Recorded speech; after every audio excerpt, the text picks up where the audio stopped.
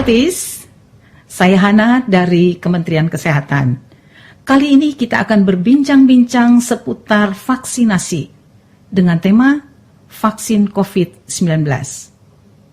Seperti yang kita ketahui bersama, pemerintah Indonesia saat ini sedang mempersiapkan proses vaksinasi untuk seluruh masyarakat Indonesia. Bersama saya telah hadir Profesor Dr. Chandra Yoga Aditama, SPP Mars, DT dan H, DTCE, yang berpengalaman di bidang kesehatan, baik nasional maupun internasional, termasuk WHO. Beliau akan menjelaskan tentang vaksin COVID-19.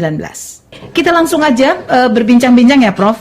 Bagaimana ini vaksin bisa bekerja dalam tubuh untuk melindungi kita?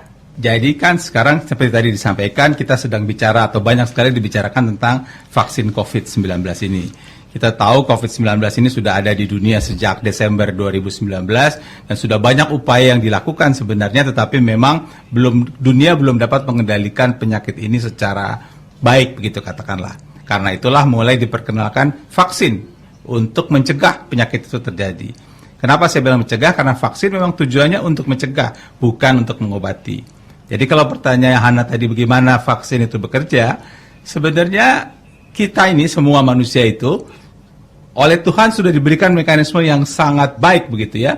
Kalau ada virus penyebab penyakit, misalnya virus penyebab COVID ini masuk ke dalam tubuh manusia, maka tubuh manusia akan membentuk pertahanan, namanya antibodi. Jadi kalau ada virus masuk, ada antibodi ini tugasnya untuk melawan si virus yang masuk itu. Tetapi kalau sudah virusnya yang masuk, tentu ada penyakit yang masuk begitu. Sehingga antibodinya baru timbul sesudah penyakitnya masuk. Kenapa kita sebut namanya pencegahan?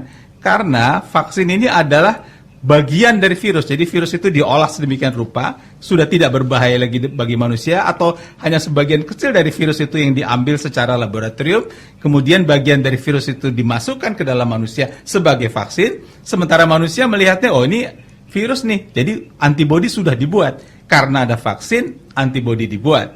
Begitu ya, sehingga sebelum penyakitnya datang, antibodi kekebalan sudah ada. Kalau nanti belakangan ada penyakitnya masuk, maka si antibodi ini bekerja untuk melawan penyakit itu. Jadi kita sudah punya kekebalan sebelum virus penyakitnya masuk ke dalam tubuh manusia. Itulah prinsip dasar vaksin secara umum, itulah juga prinsip dasar vaksin virus COVID-19.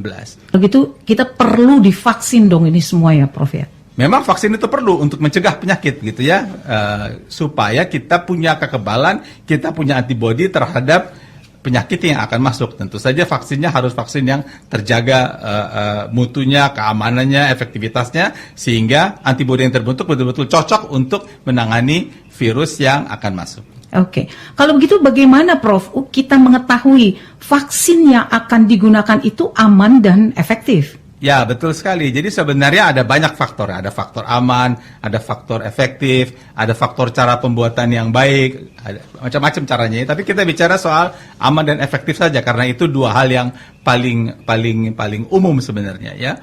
Nah, saya kira semua pendengar sudah tahu, kita baca juga, kita lihat di media bagaimana ada uji meneliti vaksin itu.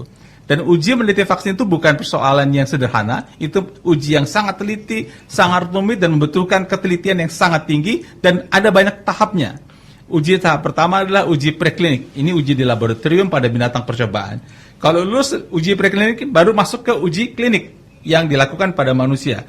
Uji klinik pada manusia pun bukan cuma satu, ada uji klinik fase 1, ada uji klinik fase 2, ada uji klinik fase 3. Jadi memang tahapnya, semua tahap harus dilalui, dan keamanan dan efektivitas dinilai dari semua tahap itu. Kalau sudah lulus tahap yang pertama, naik ke tahap kedua, artinya di tahap itu oke buat aman dan efektif, naik lagi ke tahap berikutnya oke buat aman dan efektif, naik lagi ke tahap berikutnya oke buat aman dan efektif. Sesudah nanti selesai uji klinik fase 3, maka keluarlah angka keamanan dan keefektivitas vaksin itu. Sebenarnya ada dua istilah di sini, ada istilah efektivitas dan istilah efikasi. Istilah efikasi itu adalah efektivitas hasil dari uji klinik, sementara efektivitas itu efektivitas beneran di masyarakat. Tapi oke lah, secara umum kita bisa bilang aman dan efektif. Sesudah lewat uji klinik fase 3, fase itu vaksin itu akan dihasilkan gitu, dan kemudian harus diuji dulu, dinilai dulu oleh badan yang khusus menangannya itu. Untuk Indonesia namanya adalah Badan Pengawasan Obat dan Makanan, Badan POM. Untuk negara lain namanya masih beda-beda begitu. Kalau semua memang berjalan dengan baik, maka si Badan POM ini akan mengeluarkan surat izin. Bisa surat izin tetap kalau hasilnya sudah maksimal semua, atau surat izin sementara kalau kita pakai situasi memang pada saat COVID seperti sekarang ini. Sesudah ada surat izin dari Badan POM, maka kita bisa pastikan keamanan dan keefektifitasan sudah dinilai oleh badan yang sangat kompeten untuk menangani itu, yang sangat punya dasar ilmiah, sehingga vaksin yang sudah lolos dari berbagai uji dan lolos dari Badan POM merupakan vaksin yang aman dan efektif untuk dapat diberikan pada manusia sesuai dengan nilai yang ada sesuai dengan hasil uji kliniknya. Oke, kalau gitu vaksin yang akan digunakan nanti sudah dilakukan berbagai uji coba ya Prof ya, sehingga itu pasti aman dan efektif. Sudah dilakukan berbagai uji klinik ya, uji klinik berbagai fasenya, dan kemudian dinilai lagi oleh badan yang berwenang untuk itu, sehingga mereka nanti bisa memverifikasi lagi apa yang sudah dilaporkan ini benar apa tidak benar, dan hasil dari mereka sudah melalui kajian yang sangat dalam, sehingga apa yang dikeluarkan oleh Badan POM sudah memenuhi semua kaidah ilmiah nasional dan juga internasional sebenarnya. Oke Prof, menarik sekali perbincangan kita kali ini. Terima kasih untuk Prof Chandra yang sudah berbagi pengetahuan buat kita semua. Prof, boleh dong kasih closing statement buat kita semua? Ya, yang pertama kita kan vaksin sudah memang sedang dalam proses lagi. Katakanlah sedang dalam proses akhir dan vaksin akan diberikan. Vaksin seperti disampaikan tadi bertugas untuk mencegah supaya orang tidak menjadi sakit karena tertular virus COVID-19. Tetapi sambil itu berjalan, kita tetap harus menjalankan protokol kesehatan dengan ketat, gitu ya. Jadi 3M itu tetap harus dijaga, menjaga jarak, mencuci tangan, memakai masker. Bisa juga ditambah dengan beberapa MM yang lain. Contohnya menjaga cara memberi salam dengan benar. Contohnya melakukan olahraga yang teratur. Contohnya juga memakan makanan yang bergizi atau melakukan pola hidup bersih dan sehat. Jadi dengan semua itu kita melakukan proteksi bagi diri sendiri untuk menghadapi situasi pandemi COVID-19 sambil juga vaksin nanti akan bekerja. Oke, terima kasih Prof. Terima kasih Hana. Sampai jumpa di lain kesempatan. Terima kasih. Saya Hana, sampai jumpa.